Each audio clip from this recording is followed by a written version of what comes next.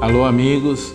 No Momento FEB de hoje, nós daremos sequência à análise do plano de trabalho para o movimento espírita brasileiro quinquênio 2013-2017, que foi aprovado pelo Conselho Federativo Nacional da FEB. Este plano de trabalho, ele contempla diretrizes gerais válidas para todo o território nacional. Na continuação, nós teremos um comentário breve hoje sobre a diretriz número 5, a multiplicação dos centros espíritas. Ou seja, nós trabalhamos já a ideia de como o centro espírita deve funcionar, como o centro espírita deve se adequar para atender melhor as necessidades e demandas, da sociedade em função do público-alvo.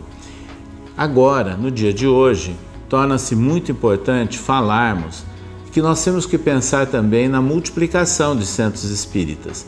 Ou seja, em uma cidade, nós podemos ter centros localizados na região central da cidade, nos distintos bairros, mas nós temos que conhecer quais são os bairros, quais são as regiões que não tem nenhum centro espírita.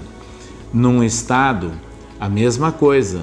Há cidades, há municípios que têm muitos centros espíritas e de repente nós descobrimos um município, uma cidade que não tem nenhum. O ideal é que seja colocada a semente para que se brote um centro espírita onde ele ainda não exista. Este é o trabalho de um órgão de unificação. Em nível estadual, uma federação estadual ou uma união estadual. E ela tem os seus órgãos regionais, quer se chame de aliança, de conselho, de união, mas nós temos sempre um órgão regional. Ele deve fazer um estudo e constatar quais são os claros, onde não há centro espírita, onde há potencial para que pessoas frequentem e busquem essas orientações. Como se começa esse trabalho? Primeiro, identificando a necessidade. Segundo, identificando qual é a área em que seria cabível. E depois tem um passo a passo que é importante nós observarmos. Evidentemente que nós não podemos chegar e criar um centro espírita, mas nós podemos criar um grupo interessado no estudo do espiritismo, um grupo que seja a base inicial. Em muitos locais do Brasil, em muitos locais do exterior inclusive, os centros espíritas muitas vezes surgem em função de um desenvolvimento natural, de um desdobramento, inclusive das chamadas reuniões de Evangelho no Lar. Ou seja, em muitos locais existe a prática da reunião do Evangelho no Lar, que é estimulada inclusive pelo Conselho Federativo Nacional.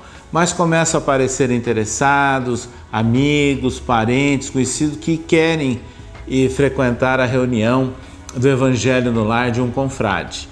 Com o tempo essa reunião cresce, ela pode ser a base, ela pode ser a origem de um futuro centro espírita. E aliás, nós conhecemos muitos casos desses, inclusive na nossa própria experiência pessoal, onde em fase da nossa infância, da nossa adolescência, frequentando uma dessas reuniões, foi exatamente ela que se transformou depois numa instituição espírita. Então, a nossa sugestão é para que todos façam a verificação onde caberia um centro espírita. Vamos buscar o apoio da entidade federativa estadual, vamos buscar o apoio de espíritas praticantes e experientes, e com o tempo nós conseguiremos também multiplicar os centros espíritas.